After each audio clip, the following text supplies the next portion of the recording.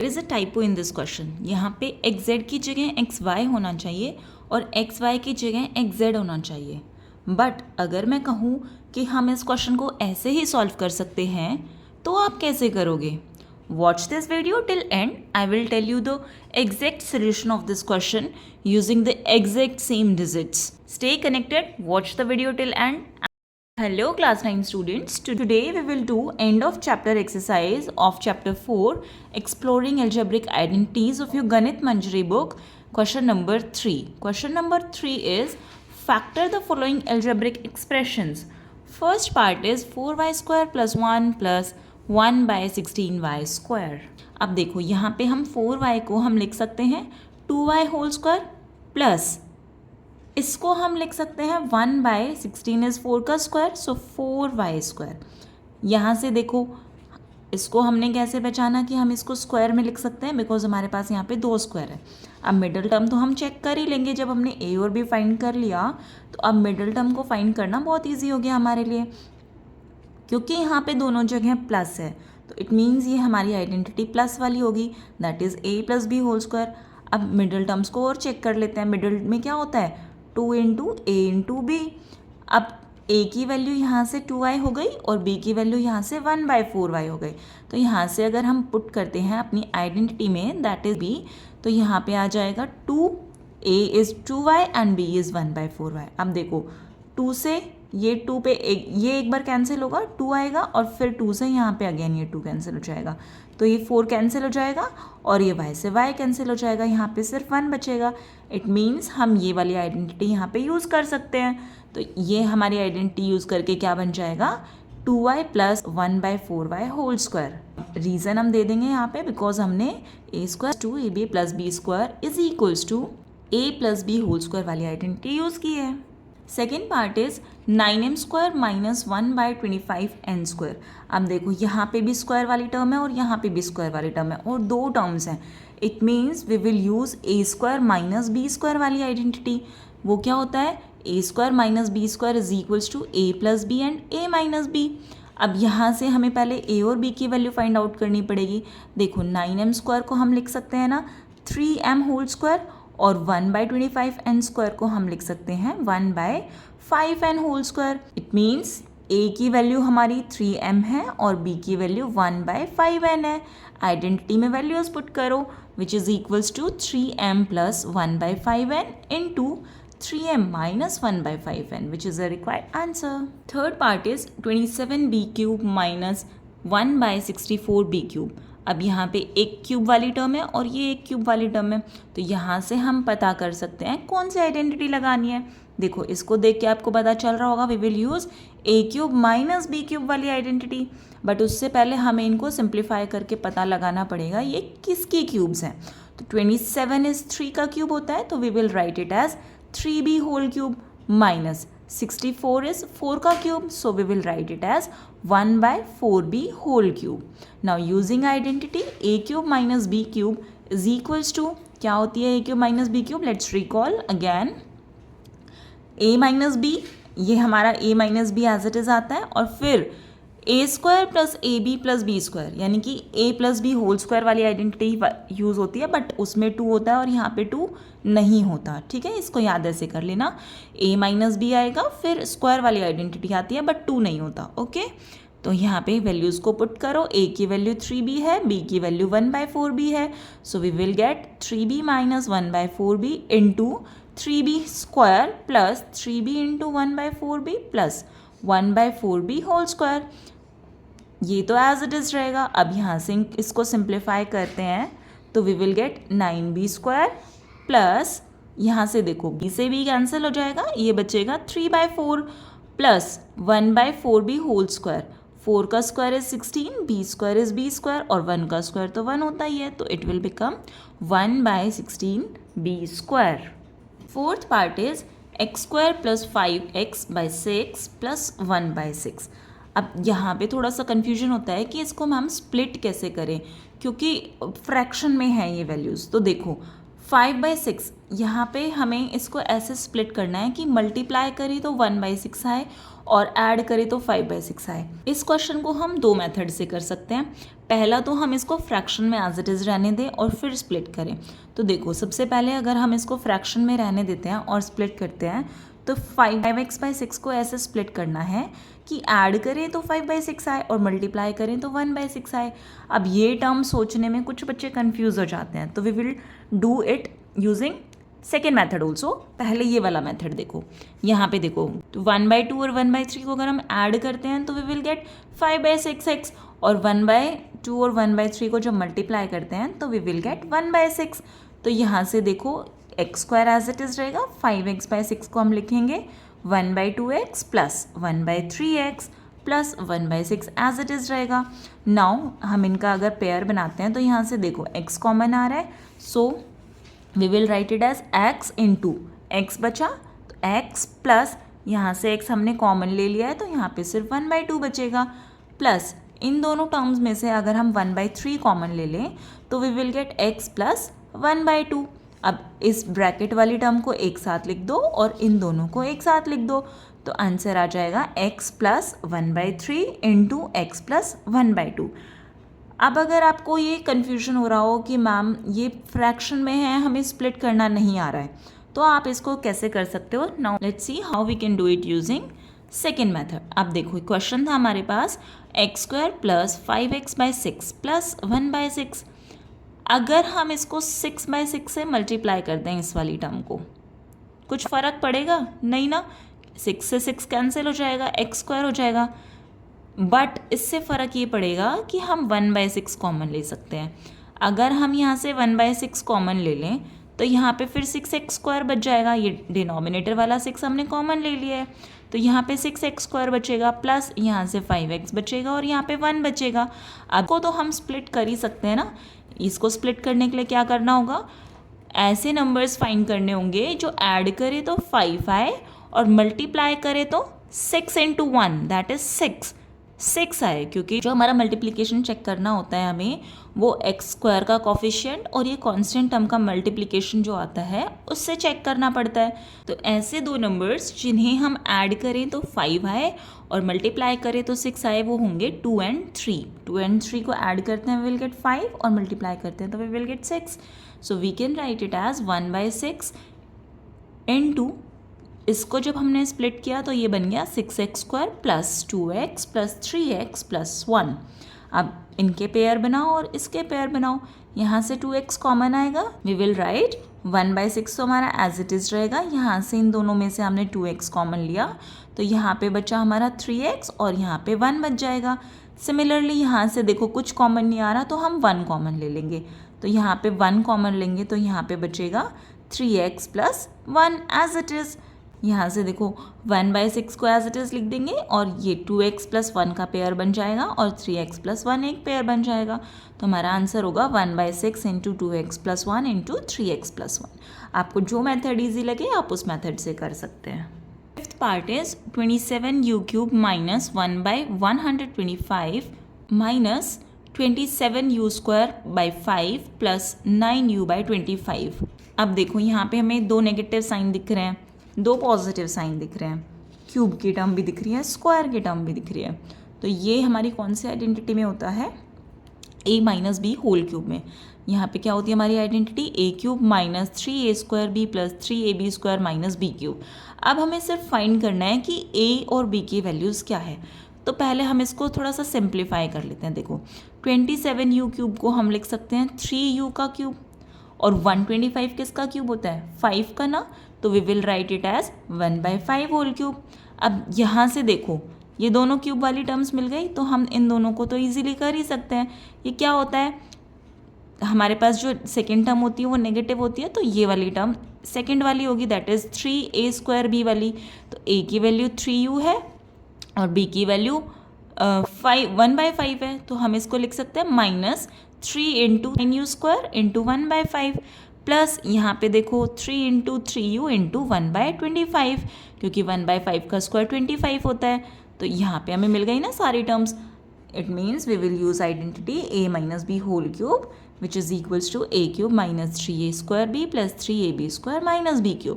यहाँ से हमें a और b की वैल्यूज़ भी मिल गई विच इज़ 3u एंड 1/5। तो therefore the factors are 3u minus 1/5 whole cube. Next part is 64y³ plus 1/125z³। यहाँ पे भी देखो 2 क्यूब है और बीच में प्लस है, it means we will use identity a³ plus b³। But उससे पहले यहाँ पे देखो 64 को हम लिख सकते हैं 4y का होल क्यूब और इसमें लिख सकते हैं z/5 होल क्यूब। तो यहाँ से हमारी a की वैल्यू 4/y हो गई और b की वैल्यू z/5 हो गई। Now using identity a³ plus b³ which is equals to a plus B into a² minus ab plus b²। देखो जब माइनस होता है तो हमारी आइडेंटिटी में यहाँ पे माइनस होता है ना, अब प्लस है तो यहाँ पे प्लस है और इस जगह पे नेगेटिव आ जाता है। ओके, तो यहाँ पे हो जाएगा 4y plus z/5 into 4y² minus 4y into z/5 plus z/5 whole square. यहाँ पे तो ये तो एज इट इज़ रहेगा, इसको सिंप्लीफाई करेंगे we will gate 16y² minus, यहाँ पे देखो कुछ भी कैंसिल आउट नहीं हो रहा तो सिंपल मल्टीप्लिकेशन कर दो इनका, 4yz/5 plus z²/25। Seventh part is p³ plus 27q³ plus r³ minus 9pqr। इस आइडेंटिटी को सबसे पहचानने का सबसे इजी वे है कि 3 क्यूब्स होती हैं और माइनस कुछ होती है एक वैल्यू जिसमें तीनों वैल्यूज़ आ रखी होती हैं। तो देखो यहाँ से पहले हम इसको अगर देखें तो ये p का क्यूब है, ये 3q का होल क्यूब है प्लस r का क्यूब है। तो abc की वैल्यू मिल गई हमें, तो यहाँ पे होता है माइनस 3abc। अगर इस आइडेंटिटी की बात करें तो ये होती है a³ plus b³ plus c³ minus 3abc which is equals to a plus b plus c into a² plus b² plus c² minus ab minus bc minus ca। यहाँ से देखो, यहाँ से हमें abc की वैल्यू पता चल गई, a is p, b is 3q and c is r। Identity में बस पुट कर दो तो we will get p plus 3q plus r into p² plus 3q whole square plus r² minus p into 3q minus 3q into r minus r into p। अब इसको simplify कर दो, p plus 3q plus r, p² तो p² रहेगा, 3q² हो जाएगा 9q² plus r²। यहाँ देखो नेगेटिव साइन आता है ना, तो माइनस 3pq माइनस 3qr और minus rp which is the required answer. Eighth part is 9m² minus 12m plus 4। यहाँ से देखो 2 स्क्वायर वाली वैल्यूज़ है और बीच में नेगेटिव साइन है, it means we can use a minus B whole square. But उसके लिए सबसे पहले चेक करना पड़ेगा कि क्या हमारी मिडिल टर्म आ रही है, अगर नहीं आ रही है तो फिर हम splitting the middle term use करते हैं। बट पहले चेक कर लेते हैं। देखो a की वैल्यू हो जाएगी 3m² और b की वैल्यू हो जाएगी 2। अब यहाँ पे होता है 2ab, तो 2 इंटू 3m इंटू 2 अगर हम करते हैं तो 3 2 ज़ा 6, 6 2 ज़ा 12m आ रहा है हमारा। तो हमारा काम आइडेंटिटी से इसी से बन जाएगा, स्प्लिटिंग करने की ज़रूरत नहीं है। तो यहाँ पे we will use identity a minus B whole square which is equals to a² minus 2ab plus b²। a की वैल्यू 3m है और b की वैल्यू 2 है, तो ये हो जाएगा 3m माइनस 2 होल स्क्वायर। तो therefore factors are 3m minus 2 into 3m minus 2। Ninth part is 9x³ minus 8/3y³ plus z³/3 plus 6xyz। अब इसमें देखो कोई भी आइडेंटिटी नहीं लग पा रही है क्योंकि ये तो होल क्यूब बन रहा है लेकिन यहाँ पे कोई क्यूब नहीं है, ये भी किसी का परफेक्ट क्यूब नहीं है, ये भी क्यूब नहीं है। क्योंकि अगर हम देखें तो ये 2y³ बन सकता है बट यहाँ पे 3 प्रॉब्लम कर रहा है। तो हम क्या करेंगे, इस वाली टर्म को 3/3 से अगर हम मल्टीप्लाई कर दें तो 1/3 हम बाहर कॉमन ले सकते हैं ना। सिमिलरली यहाँ पे भी अगर हम 3/3 से मल्टीप्लाई कर दें तो यहाँ से भी फिर 1/3 बाहर कॉमन लेते हैं तो यहाँ पे हमारे पास 8y³ बच जाएगा, तो हमें ये प्रॉपर क्यूब मिल जाएगा और यहाँ पे भी ये 27 हो जाएगा, तो यहाँ पे भी फिर 3 का प्रॉपर क्यूब मिल जाएगा, है ना। तो यहाँ पे इस वाली टर्म को, इन दोनों को 3/3 से मल्टीप्लाई कर दो।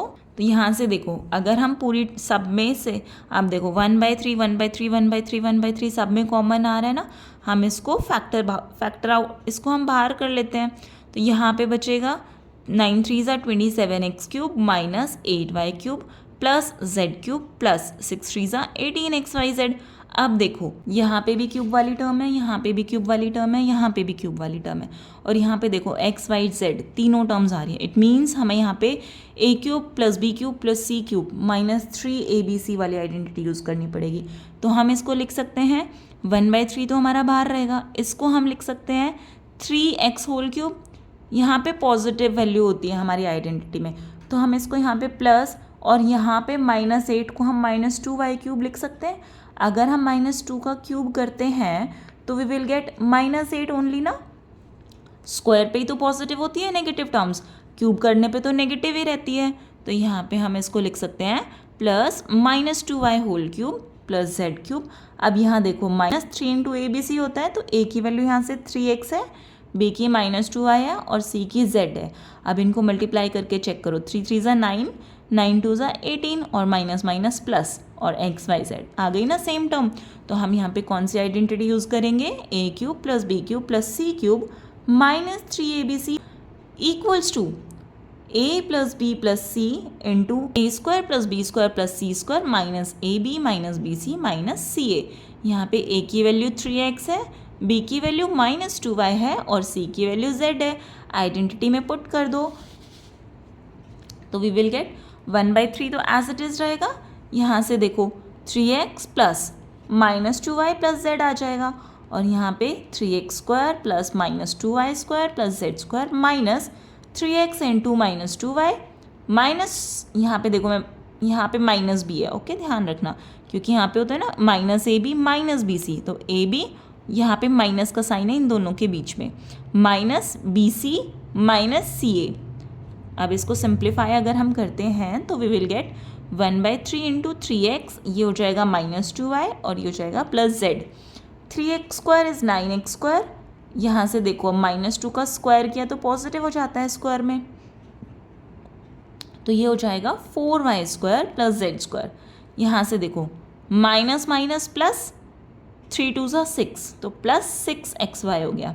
अब यहाँ पे भी नेगेटिव साइन है बाहर, तो माइनस माइनस प्लस हो जाएगा और 2yz हो जाएगा।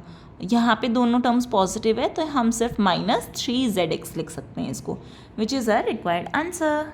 Now question number 10 is 4x square plus 9y square plus 36z square plus 12xz plus 36yz plus 24xy। इसको हम लिख सकते हैं 4x square plus 9y square plus 36z square plus 12xy, क्योंकि यहाँ पे देखो हमारी आइडेंटिटी में क्या होता है, a plus B plus C का होल स्क्वायर होता है ना, which is equals to a square B square C square plus 2ab plus 2bc plus 2ca। यहाँ से अगर हम इसको सिंप्लीफाई करते हैं तो यहाँ से देखो a की वैल्यू 2x आ रही है, b की वैल्यू 3y आ रही है और c की वैल्यू 6z आ रही है। तो 2ab हमारा क्या होना चाहिए, 2 इंटू 2x इंटू 3y। अगर हम इसको मल्टीप्लाई करते हैं तो 2 2 ज़ा 4, 4 3 ज़ा 12, 12xy आता है, लेकिन क्वेश्चन में इन्होंने 24xy दे रखा है। तो हम इसको यहाँ पे करेक्शन, अगर हम इसको टाइपो कंसिडर करें तो हम इसको करेक्शन कर सकते हैं 12xy, और यहाँ पे भी सिमिलरली सेम मिस्टेक कर रखी है 2 इंटू 6z इंटू 2x, क्योंकि यहाँ पे क्या होता है c की वैल्यू 6z है और a की वैल्यू 2x है। तो अगर हम इसको करते हैं तो ये भी आता है 24xz, बट क्वेश्चन में xy गिवन है। तो अगर हम इसको इस आइडेंटिटी से करना चाहते हैं तो हमें पहले इसको थोड़ा सा करेक्शन करना पड़ेगा, ओके। तो फिर यहाँ पे हमारा ये क्वेश्चन सिंप्लीफाई हो जाएगा। लेकिन इसको करने का एक और मेथड है, वो मैं अभी बताती हूँ थोड़ी देर में, पहले इसको देखते हैं। नाउ यहाँ पे हमने a b c की वैल्यूज़ फाइंड कर ली सिंपली। अब आइडेंटिटी में वैल्यूज़ पुट कर दो, a की वैल्यू 2x है, b की वैल्यू 3y है और c की वैल्यू 6z है। तो यहाँ से हमें मिल जाएगा 2x plus 3y plus 6z whole square. इसको हम ऐसे भी लिख सकते हैं, ठीक है। अब अगर हमें इसको टाइपो कंसिडर ना करना हो तो हम इसको कैसे करेंगे, थोड़ा सा इसको ध्यान से समझना, ठीक है। 4x² + 9y² + 36z² + 12xz + 36yz + 24xy। यहाँ पे पहले हम इनको अरेंज कर लेते हैं, क्योंकि हमारा क्वेश्चन जो होता है, जो आइडेंटिटी होती है, उसमें xy, yz और zx होता है, लेकिन इन्होंने xz, yz और xy दे रखा है।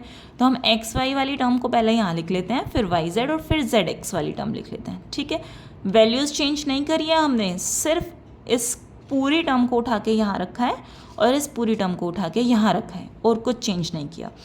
अब देखो, हम यहाँ पे इनको हम एज इट इज़ लिखते हैं। 24xy को हम 12xy + 12xy लिख सकते हैं, और 12xz को 24xz - 12xz लिख सकते हैं। कुछ फ़र्क पड़ेगा नहीं ना, 12xy + 12xy 24xy होता है, और 24xz में से 12xz जाएंगे तो 12xz ही बचेगा। कुछ डिफरेंस नहीं आया, लेकिन इससे इस क्वेश्चन में करेक्शन ये हो गई कि यहाँ पे देखो, अब हम इसको लिखेंगे 4x² + 9y² + 36z² + 12xy + 36yz + 24xz, और ये जो 12xy था ये हमने लास्ट में लिख दिया और -12xz लिख दिया। ऐसा हमने क्यों किया? क्योंकि जो हमारी आइडेंटिटी होती है उसमें 2ab होता है। तो यहाँ से देखो, a की वैल्यू 2x है, b की वैल्यू 3y है और c की वैल्यू 6z है।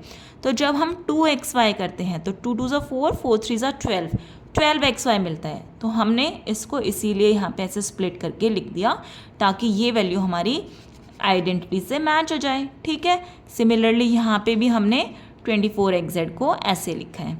यहाँ पे देखो, अब 2 3y × 6z, इसके साथ तो कोई प्रॉब्लम नहीं है, ये तो ठीक है। यहाँ पे हमने लिख दिया 2 × 6z + 2x which is equals to 24xz, और ये वाली वैल्यू हमने एज इट इज़ लिख दी। अब इतनी टर्म में इसमें हम आइडेंटिटी यूज़ कर सकते हैं a + b + c whole square which is equals to a² + b² + c² + 2ab + 2bc + 2ca। तो ये वाली पूरी टर्म हमारी हो जाएगी 2x + 3y + 6z whole square, और ये जो लास्ट में था ये एज इट इज़ रहेगा। ठीक है, यहाँ तक समझ में आया? अब देखो, इसको हम ऐसे ही तो नहीं छोड़ सकते ना, इसका भी कुछ तो करना ही पड़ेगा, इसको भी सिंप्लीफाई करना पड़ेगा। तो हम क्या करते हैं, यहाँ से -12 कॉमन ले लेते हैं।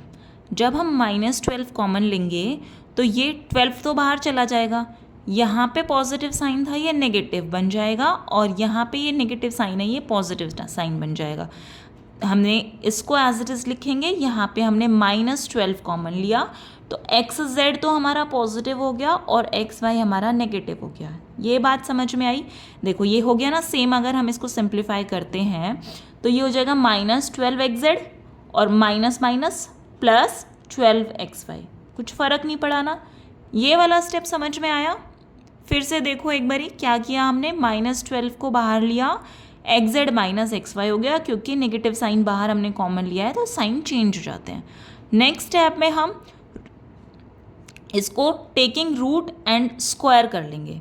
ऐसा हमने क्यों किया? देखो, स्क्वायर और रूट कैंसिल हो जाते हैं ना, जैसे हम मल्टीप्लाई करते हैं 3/3 से, तब कुछ फ़र्क नहीं पड़ता ना उन टर्म्स में। जब हम ऐसे स्क्वायर और रूट करते हैं, जैसे मैंने लिख दिया, सपोज़ मैं कर देती हूँ √2 का स्क्वायर, तो स्क्वायर से रूट कैंसिल हो जाता है, तो कुछ फ़र्क नहीं पड़ता ना, तो तब भी 2 ही रहता है। ऐसा ही मैंने यहाँ पे किया है, यहाँ पे भी मैंने पूरी टर्म के ऊपर रूट लगा दिया और स्क्वायर कर दिया। सिंपल है ये स्टेप तो, लेकिन इससे फ़र्क क्या पड़ा? देखो, अब √12 है, इसको हम लिख सकते हैं, √12 को हम लिख सकते हैं 4 × 3, और जब 4 रूट से बाहर जाएगा तो ये बन जाएगा 2, और √3 एज इट इज़ रह जाएगा। तो √12 को जब हम सिंप्लीफाई करते हैं तो 2√3 आता है।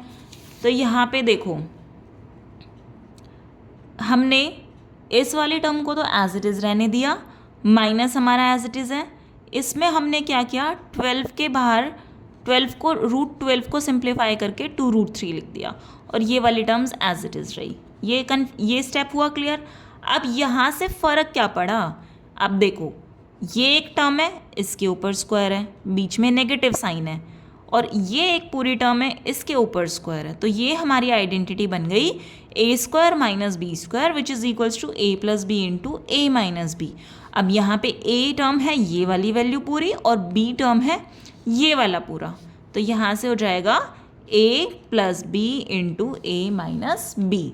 आप चाहो तो ये इस तरीके से कर सकते हो, या फिर आप क्वेश्चन में थोड़ा करेक्शन करके एक्स वाई और एक्स जेड को रिप्लेस करके भी कर सकते हो।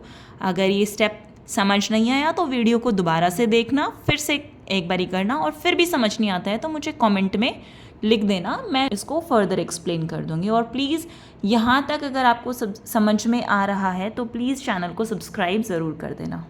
Last part of this question is 27u cube minus 1/216 minus 9u square by 2 plus u by 4।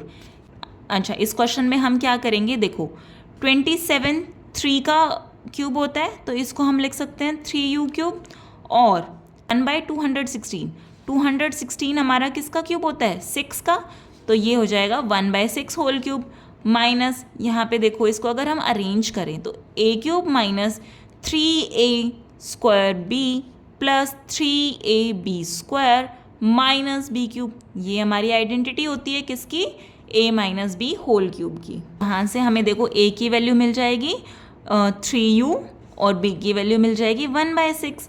Identity में पुट कर दो तो you will get 3u minus 1/6 whole cube. You can write it as 3u minus 1/6 into 3u minus 1/6 into 3u minus 1/6।